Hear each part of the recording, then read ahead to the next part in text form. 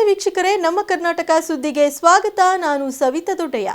ಚಿತ್ರದುರ್ಗ ರೇಣುಕಾಸ್ವಾಮಿ ಕೊಲೆ ಆರೋಪಿ ನಟ ದರ್ಶನ್ಗೆ ಹೈಕೋರ್ಟ್ ಬಿಗ್ ರಿಲೀಫ್ ನೀಡಿದೆ. ಬೆಂಗಳೂರು ವ್ಯಾಪ್ತಿ ಬಿಟ್ಟು ತೆರಳಬಾರದು ಎಂಬ ನಿಯಮ ಸಡಿಲಿಸಿದೆ. ದರ್ಶನ್ ದೇಶದಲ್ಲಿ ಎಲ್ಲಿಗೆ ಬೇಕಾದರೂ ಹೋಗಲು ಅನುಮತಿ ನೀಡಿದೆ.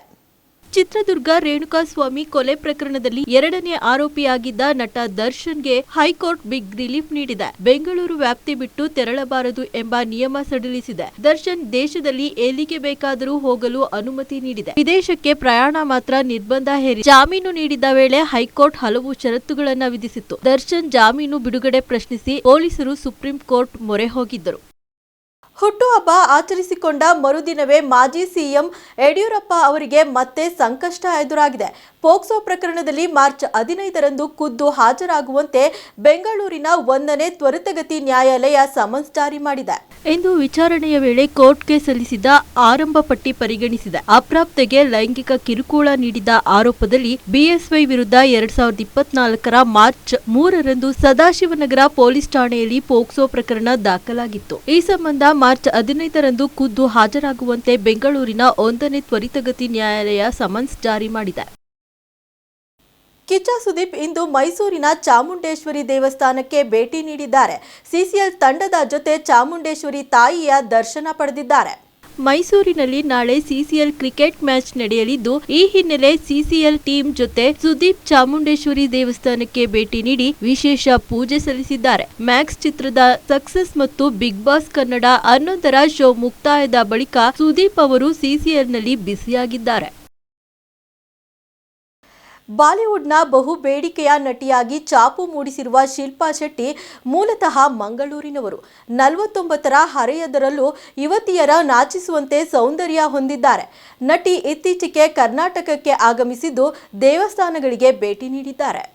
ಸಿನಿಮಾ ಎಂಬ ಗ್ಲಾಮರ್ ಲೋಕದಲ್ಲಿ ಮಿಂಚು ಹಾರಿಸಿದರೂ ತಮ್ಮ ಮೂಲ ಮರೆತಿಲ್ಲ. ತುಳುನಾಡ ಸಂಸ್ಕೃತಿಯನ್ನ ಪಾಲಿಸೋ ಮೂಲಕ ಅಭಿಮಾನಿಗಳ ಮೆಚ್ಚುಗೆ ಸಂಪಾದಿಸಿದ್ದಾರೆ. ಹೌದು, ಬಾಲಿವುಡ್ ನಟಿ ಶಿಲ್ಪಾ ಶೆಟ್ಟಿ ಕಟೀಲು ಶ್ರೀ ದುರ್ಗಾ ಪರಮೇಶ್ವರಿ ದೇವಸ್ಥಾನಕ್ಕೆ ಭೇಟಿ ನೀಡಿ ದೇವಿಯ ದರ್ಶನ ಪಡೆದಿದ್ದಾರೆ. ತಮ್ಮ ಅಧಿಕೃತ ಇನ್ಸ್ಟಾಗ್ರಾಂನಲ್ಲಿ ದೇವಸ್ಥಾನ ಭೇಟಿಯ 6 ಫೋಟೋಗಳನ್ನ ಹಂಚಿಕೊಂಡು ನೆಟ್ಟಿಗರ ಗಮನ ಸೆಳೆದಿದ್ದಾರೆ. ತಾಯಿ ಸುನಂದಾ ಶೆಟ್ಟಿ, ತಂಗಿ ಶಮಿತಾ ಶೆಟ್ಟಿ ಮತ್ತು ಮಕ್ಕಳು ಜೊತೆಗಿದ್ದರು. ಫೋಟೋಗಳು ಸೋಷಿಯಲ್ ಮೀಡಿಯಾದಲ್ಲಿ ವೈರಲ್ ಆಗುತ್ತಿದ್ದು ಅಭಿಮಾನಿಗಳು ಮೆಚ್ಚುಗೆ ವ್ಯಕ್ತಪಡಿಸುತ್ತಿದ್ದಾರೆ. ಪತ್ನಿ ಕಿರುಕುಳ ತಾಳಲಾರದೆ ಮತ್ತೊಬ್ಬ ಪತಿ ಆತ್ಮಹತ್ಯೆ ಮಾಡಿಕೊಂಡಿದ್ದಾನೆ. ಮುಂಬೈನ ಟಿಸಿಎಸ್ ಕಂಪನಿಯಲ್ಲಿ ನೇಮಕಾತಿ ವ್ಯವಸ್ಥಾಪಕರಾಗಿ ಕೆಲಸ ಮಾಡುತ್ತಿದ್ದ ಮನೋಜ್ ಶರ್ಮಾ ಆತ್ಮಹತ್ಯೆ ಮಾಡಿಕೊಂಡಿರುವ ಘಟನೆ ಜರುಗಿದೆ. ನನ್ನ ಹೆಂಡತಿಯ ಹಿಂಸೆ ಸಹಿಸಲಾಗುತ್ತಿಲ್ಲ. ದಯವಿಟ್ಟು ಯಾರಾದರೂ ಪುರುಷರ ಬಗ್ಗೆ ಮಾತನಾಡಿ. ನಾನು ಒಂಟಿಯಾಗಿದ್ದೇನೆ ಎಂದು ಅಳುತ್ತಾ ಸೆಲ್ಫಿ ವಿಡಿಯೋ ಮಾಡಿದ್ದಾರೆ. ಆಗ್ರಾ ಮೂಲದ ಇವರು ಕಳೆದ ವರ್ಷ ಮದುವೆಯಾಗಿದ್ದು ಪತ್ನಿಗೆ ವಿವಾಹೇತರ ಸಂಬಂಧ ಇದೆ ಎಂದು ಜಗಳ ನಡೆದಿದೆ. The law needs to protect men. Or otherwise there will be a time. Maharashtra ಅಕ್ಷಿ ಅಲಿಬಾಗ್ ರಾಯಗಢ ಜಿಲ್ಲೆಯ ಕರಾವಳಿಯಿಂದ 6-7 ನಾಟಿಕಲ್ ಮೈಲು ದೂರದ ಮೀನುಗಾರಿಕೆ ದೋಣಿ ಹೊತ್ತಿ ಉರಿದಿದೆ. ದೋಣಿಯಲ್ಲಿದ್ದ 18 ಸಿಬ್ಬಂದಿ ಸಮುದ್ರಕ್ಕೆ ಹಾರಿ ಪ್ರಾಣ ಉಳಿಸಿಕೊಂಡಿದ್ದಾರೆ.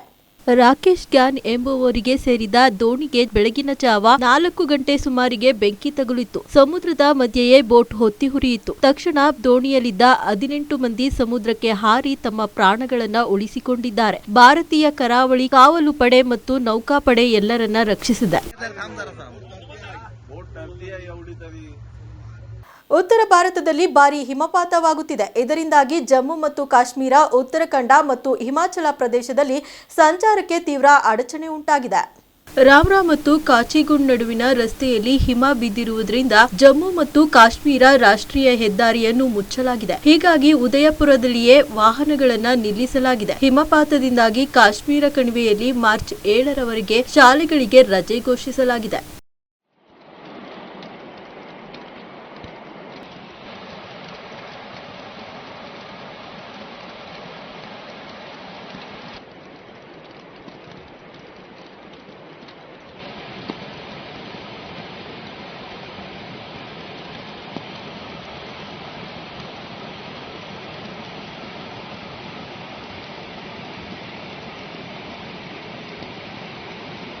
ಇಷ್ಟಿತ್ತು ಈ ಹೊತ್ತಿನ ಸುದ್ದಿ ಮತ್ತು ಮನೋರಂಜನೆಗಾಗಿ ನೋಡ್ತಾ ಇರಿ ನಮ್ಮ ಕರ್ನಾಟಕ ಟಿವಿ. ಇದು ಕನ್ನಡಿಗರ ಭರವಸೆ.